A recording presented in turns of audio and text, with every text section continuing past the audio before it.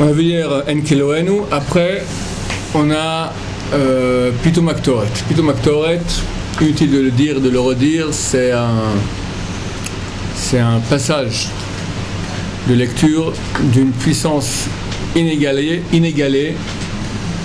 Le Zohar HaKadosh dit que si on se rendait compte de la valeur de Pitum Aktoret, on mettrait des couronnes d'or sur chacune des lettres. Donc Pitum Aktoret, qu'est-ce que c'est? On lit dans la Torah et après, c'est une braïta, on a traité toute, qui raconte comment on faisait l'encens au temple. Et il y avait 2 fois on avait l'encens, le matin et l'après-midi, en plus de Yom Kippour.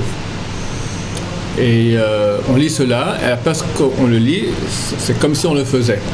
Et c'est une faculté extraordinaire de enlever la puissance des forces du mal. C'est-à-dire que maintenant que la prière, on est en train de la finir, il y a un flux très grand qui redescend du ciel sur nous, sur Am Israël. Évidemment, le mal veut attraper une partie pour lui aussi. Alors on dit Pitum Aktoret, et ça les empêche de prendre tout cela. C'est aussi une combinaison par hier des sgoulottes. C'est une bonne sgoula de dire Pitum Aktoret quand on va en route par exemple. On va sur la rue, on a peur de voir des femmes ou des choses, etc. C'est bien de dire Pitum Aktoret. Quand on part en voyage ou qu'il y avait des bouchons en France, on dit Pitum Aktoret aussi. Non, c'est un truc qui aide énormément. Ok, après cela, il y a le Kaddish Yatom. C'est quoi Kaddish Yatom? C'est un Kaddish qu'il est bien que quelqu'un le dise parce que c'est partie de la prière. Donc durant la prière, il y a une montée des mondes et une descente des mondes. Chaque fois qu'on descend d'un monde, qu'on remonte d'un monde, on dit le Kaddish. Là, c'est la descente, on revient dans le monde le plus bas, la Asiya. Donc entre le monde d'avant qui est Yetzira et celui maintenant de Asiya, on dit Kaddish de nouveau. Mais là, ce Kaddish-là, on a l'habitude de le dire que les personnes qui sont orphelines.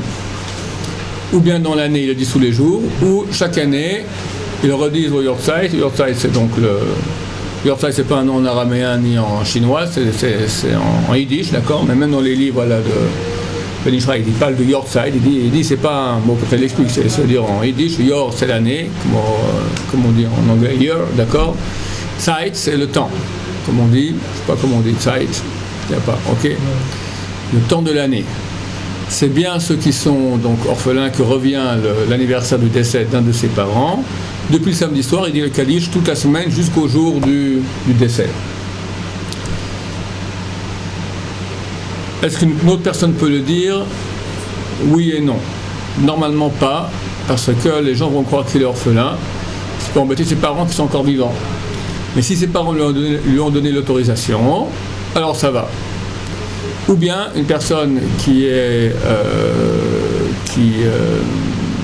son père est goy et sa mère est juive, la mère est décédée. Alors le père n'est pas juif, donc on dit Kaddish ou pas, ça ne change pas grand chose pour lui, donc on peut dire Kaddish, ou un guerre tzedek, un converti, lui sans problème il peut dire Kaddish, est considéré comme n'ayant pas de parents de la lignée de chez nous, d'accord? Qui différencie les Kaddish que le Shaliach Artibour il fait et que les Yatom ils font. Des fois c'est le Shaliach Artibour, des fois... Normalement c'est tout le Shaliach Artibour qui fait, à part celui-là, vu que c'est Rabbeinu Ari a dévoilé que c'était donc Kaddish Yatom, vu que c'est l'habitude des orphelins de le dire, normalement on devrait le dire. Je dis ça fait partie du Tikkun HaTfilah, c'est partie de la descente des mondes, c'est bien qu'il y ait quelqu'un qui le dise, mais vu que celui qui le dit, on le regarde déjà comme s'il était orphelin, c'est pas toujours que tes parents aient envie qu'on croit qu'ils soient dans la tombe, donc s'il n'y a personne qui veut le dire, bon on le dit pas. On dira juste Barechou et on continue. Et après on arrive... C'est pareil pour prendre le Kaddish aussi avant... Non. C'est vrai que l'habitude est comme ça, mais... Alors, si on fait un Kaddish, on va pas passer d'un monde à l'autre. On passe d'un monde à l'autre, mais il y a une partie du flux qui est prise par des forces pas. C'est pas le mieux, quoi, en 2 mots.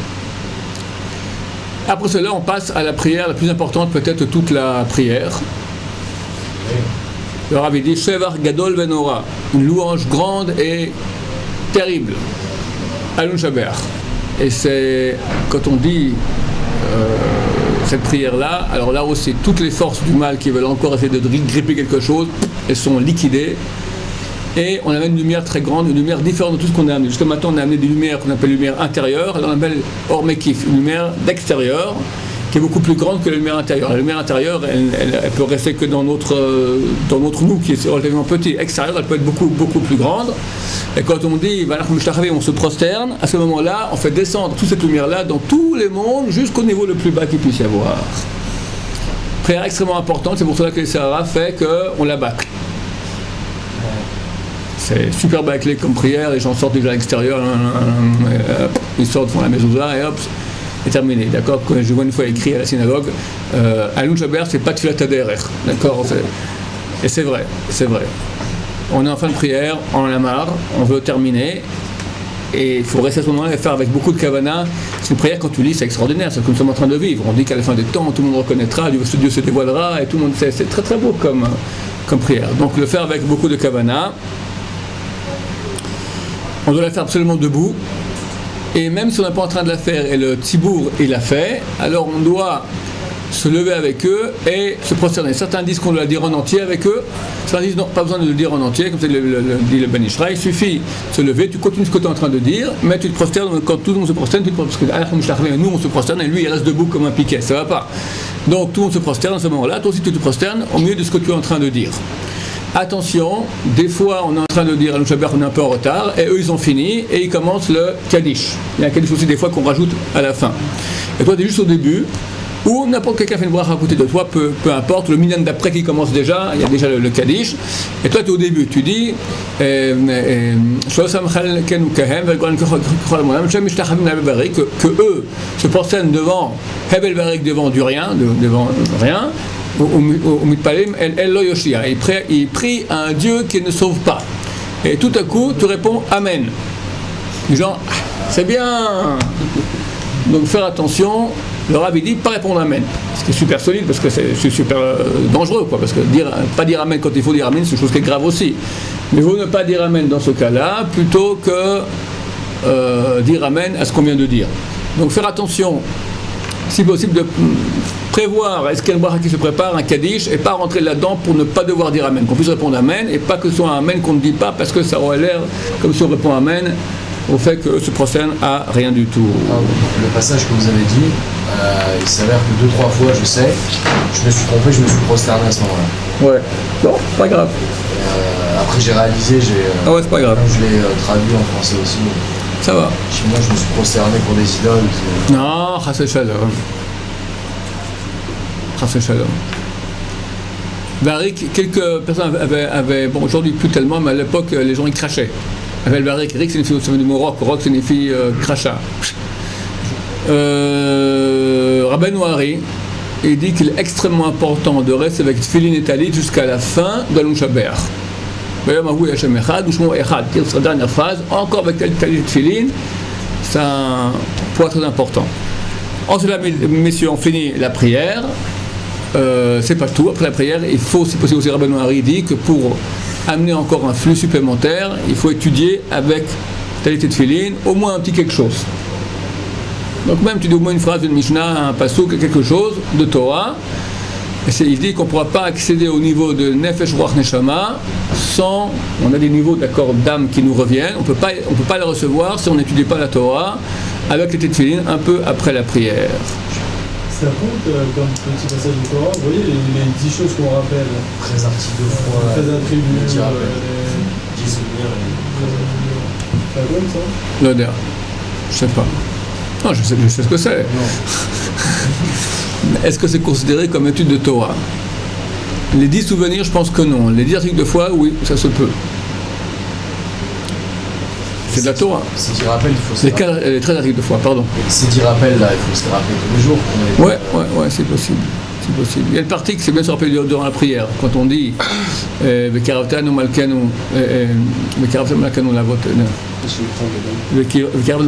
Vekaravtanu Malken Shumcha Gadol Leodot Lach. Vekaravtanu, tu nous rapprocher. C'est quoi Ma'amad Har Sinai?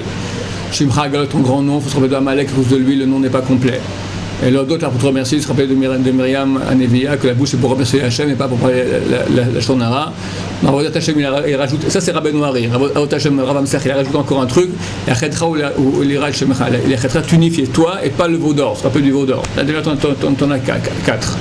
Quand on dit la fin, le dernier verset de Kriyat Shema, c'est Misal Sedoraita se rappeler de Yetzat Mitzrayim, c'est déjà 5. Bon, il reste encore 5 à te rappeler. Et on passe à la prière de Mincha. J'ai tout dit. C'est bon, on a tout dit. Prière de Mincha. Alors j'ai vu ce matin un très beau chidouche c'est pas le Ben Ishraï, il cite Rabbeinu Hari, de toute beauté. Il dit comme ça, il dit qu'il y a 310 mondes. C'est la dernière Mishnah de tout le chasse. Comment elle finit? Atid Akshubuchu, la tête, l'anchil, les kol tzadik et tzadik. Dans le futur, Hachem va donner en héritage à chaque tzadik Shai Olamot, 310 mondes. Shenemar, l'anchil ohavai yesh. Il y a un verset qui dit: je donnerai à ceux que j'aime yesh. Yesh, la réalité. Yesh, à l'envers, c'est Shai. 310 mondes.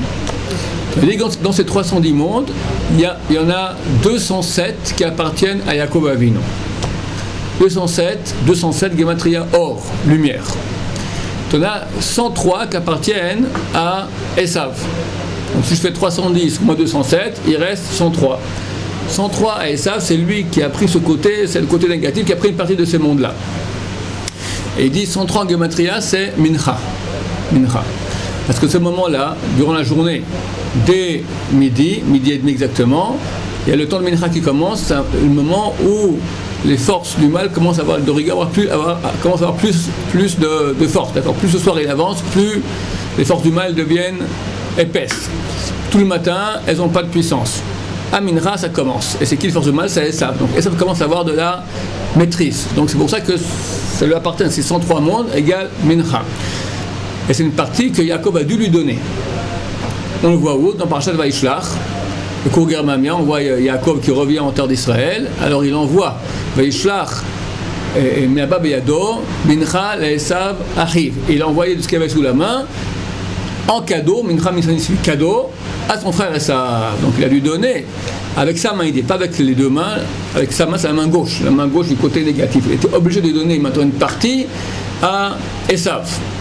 D'ailleurs, c'est marqué, Rashi, il dit qu'il était Bekas. Vayarta Mincha, sur quel verset il sera? Va t'avoir Mincha Lefanav. Elle est passée, la Mincha est passée, c'était donc quelques brebis comme ça, est passée Lefanav devant sa face. Lefanav, ça ressemble au mot Af. Que Af, où lui aussi il était en colère de devoir donner tout ça à son frère Esav. Il était fâché.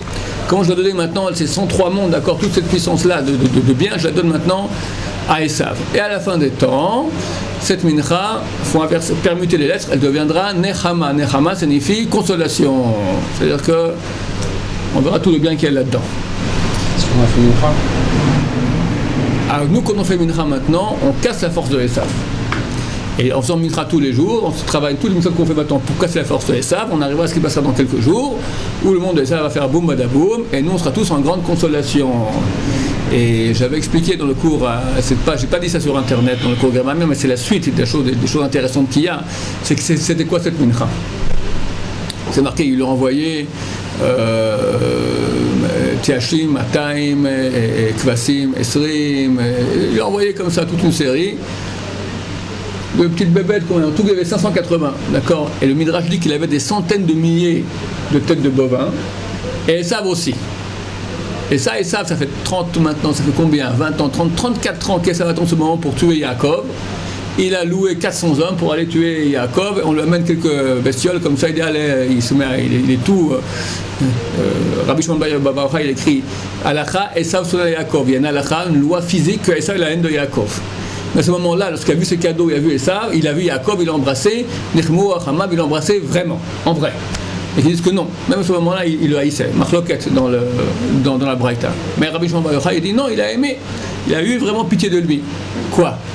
Pour 580 bestioles qu'il lui amène, on voit quelques années plus tard, c'est marqué que Esav a dû quitter la terre d'Israël parce que toute la terre d'Israël ne suffisait pas pour tous les troupeaux et de Yaakov et de Esav que les deux avaient. Elle était trop petite pour les deux. Et Esav est parti, il est parti en France, d'accord, en Allemagne, pardon. En Allemagne, il est parti. En Édom. Donc ils avaient des centaines de têtes de bovins. Alors j'ai pensé 580, hein. D'abord, quand on lit ce verset, c'est marqué Tashim, Esrim, Kvasim, Matin, etc. Il y a 8 mots dans ce verset, tous finissent par Yud Mem. C'est le seul verset de toute la Torah où tous finissent par la même terminaison. Yud Mem, comme ça, 8 versets. En Gematria, tu prends 8 fois Yud Mem c'est 50, 8 ça fait 400. 400 c'est vraiment les forces du mal. Il lui a donné maintenant la correspondance en animal contre la force du mal pour casser cette force du mal. Donc combien il lui a donné? 580. À mon avis, chaque unité correspond à 10 000 personnes. C'est marqué dans le Midrash que nous on appelait Tson, les troupeaux d'Hachem, Tson Marito, le troupeau qu'il fait paître d'Hachem. Et Yaakov c'était le berger. Il a envoyé les troupeaux, c'est Am Israël, c'est les trains de la mort durant la Shoah. Chaque unité égale 10 000, parce qu'on n'a pas de chiffre plus grand en hébreu que 10 000. Ça fait 5 800 000. La Shoah, ils ne sont pas morts 6 millions, un peu moins. Le grand must sur la Shoah, c'est le Raoul Hilberg. D'accord, il fait le compte, il arrive un peu moins de 6 millions. Ceux qui seraient morts de toute façon de vieillesse pendant ces 5-6 ans, je pense qu'on arrive, on retombe sur nos pattes, 5 800 000. C'est le cadeau qu'il a envoyé Yaakov. Et là, on comprend pourquoi il était tellement triste d'envoyer ça. Si on dit que 580 bêtes qu'il envoie et ça, avec tout ça, il est fâché, impossible. Là, on comprend. Alors, Hachem, très bientôt, toute cette mincha qui était tellement difficile se changera en Nechama. Quand commence le temps de mincha? À 6h30 dans la journée. 6h, c'est le midi. Il faut que, c'est marqué Hachein tout salé erev, que commence déjà l'ombre à arriver un peu. Pour qu'il y ait un peu d'ombre, on compte une demi-heure après mincha. Bien qu'à l'époque, le sacrifice de mincha n'était pas offert aussitôt. Le vrai mincha, il est plus tard. Il est 3 heures plus tard. Et a priori, il faut prier pas à ce moment-là. A priori, le Shulchan Aruch dit celui qui prie mincha gdola, sa mincha donc tôt, comme maintenant dès 6h30 de la journée, il y a de ça, il est rendu quitte. Il ne dit pas on peut prier dès. Il ne dit pas comme ça, il dit celui qui a prié comme ça, il y a de ça, pas besoin de refaire ta prière. C'est pas du tout génial de prier à cette heure-ci. Il faut essayer vraiment d'éviter si possible. Pardon? Gdola parce qu'elle est grande, elle commence tôt, elle commence à 12h30. La vraie mincha ktana, qui est celle où on peut prier a priori, elle est que 3 heures. Celle-là, elle est 5h30 avant la shkia. L'autre, elle est 12h30 avant la shkia. D'accord? Mincha ktana. Pourquoi alors c'est le temps de mincha? Si on priait toujours plus tard, et les sacrifices qui faisaient le sacrifice de mincha au temple se faisaient toujours plus tard, il y avait un cas exceptionnel où on amenait le korban de mincha aussitôt. C'était quoi? C'est la veille de Pessah, qui était une veille de... C'est la veille de Pessah, on avait le sacrifice pascal, d'accord, le Korban Pessah. Tout Am Israël venait au temple et amenait son mouton, etc., etc. Il y avait des millions de gens qui rentraient. Tout l'après-midi, il fallait faire vite pour s'égorger. Tous devaient rentrer. Et le soir, tout le monde allait et faisait au Mechoui, d'accord, on mangeait le sacrifice pascal qui devait être très très bon. Notre Hachem, on goûtera l'année prochaine. Maintenant, tout ça, ça marche chaque année. Mais, attendez, avant cela, les années où c'est le sacrifice, le Pessah, le mincha était fait plus tôt. Pourquoi? Parce que on fait le sacrifice du Pessah était sacrifié après qu'on ait fini tous les autres sacrifices. Donc on fait d'abord le sacrifice de mincha et après le Pessah. On le sacrifiait à 7h30, pas 6h30, 7h30 de la journée. Quand Pessah tombait un vendredi, vu qu'on ne peut pas rôtir le Korban Pessah la nuit, vu que c'est Shabbat, il fallait le rôtir déjà le jour. Alors on faisait le Korban Mincha plus tôt. On commençait à 6h30 Korban Mincha. Dès 7h30, on commençait déjà à sacrifier le Korban Pessah. Et on le rôtissait encore vendredi après-midi pour rentrer en Shabbat. Et on le mangeait un peu refroidi. C'est pour ça qu'on peut faire Bedi Avad, on peut faire le de Mincha depuis 6h30.